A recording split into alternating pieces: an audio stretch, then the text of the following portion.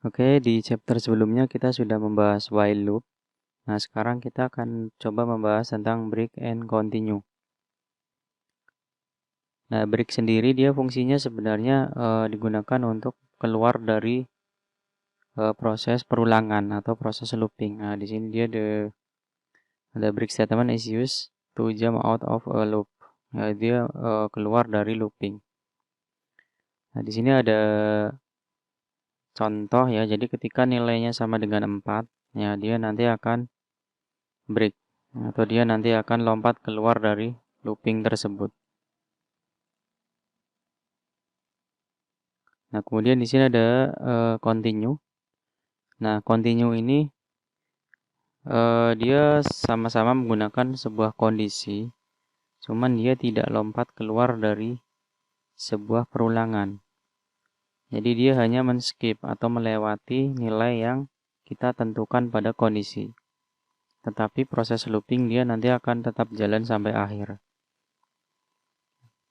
Nah, contohnya kita akan coba membuat breaknya terlebih dahulu.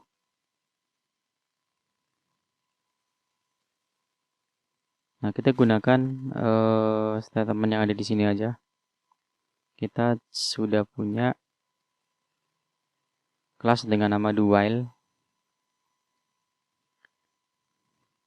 Nah, ini ada while loop. Nah, kita gunakan while loop saja di sini.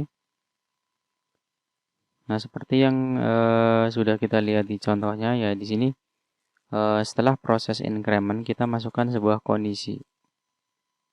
Nah, kita akan coba di sini. Nah, ini kan nilainya dia dari 0 sampai dengan 4. Nah, kita bikin kondisi jika nilai A ini dia sama dengan 4 ya, tadi contohnya 4. Kita akan break di sini. Atau jangan 4, misalkan 2. Nah, coba kita jalankan.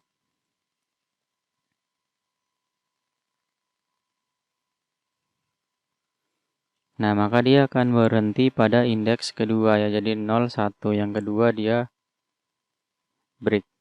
Nah, jadi dia keluar dari looping. Nah, kalau 2 ini kita ganti 4 ya, maka dia akan berhenti di 3 ya. Karena 4-nya dia break. Nah, seperti ini. Nah, sekarang kita akan menjelaskan tentang continue. Nah, jadi continue di sini fungsinya dia untuk men-skip sebuah nilai berdasarkan kondisi.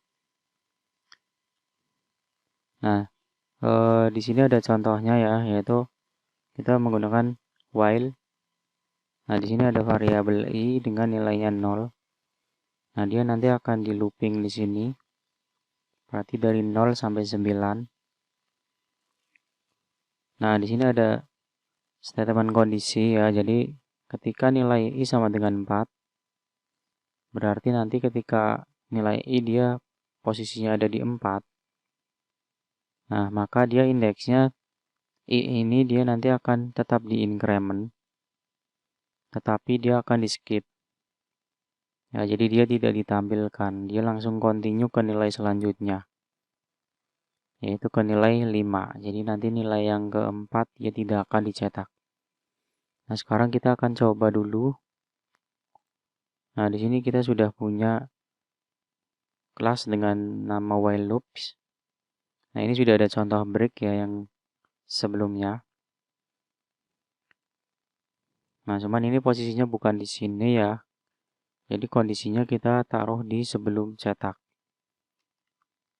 Nah, di sini kita bikin variabelnya a sama dengan misalkan di sini kita tuliskan 3.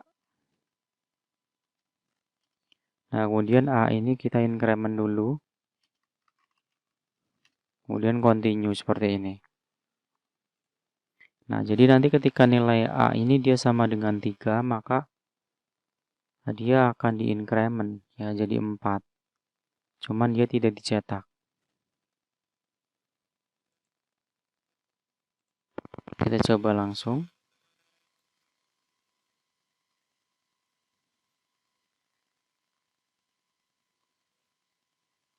Nah, jadi dia akan mencetak 0, 1, 2, 4 langsung ya. Yang ketiga dia tidak dicetak karena dia masuk ke dalam kondisi yang ini. Nah, begitu juga ketika kita ganti, misalkan di sini kita ganti jadi 1. Coba kita jalankan lagi.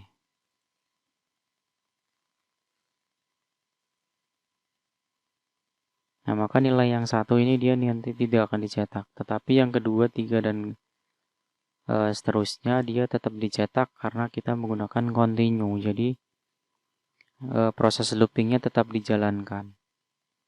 Beda dengan break. Jika kita menggunakan break, maka proses looping juga akan ikut berhenti.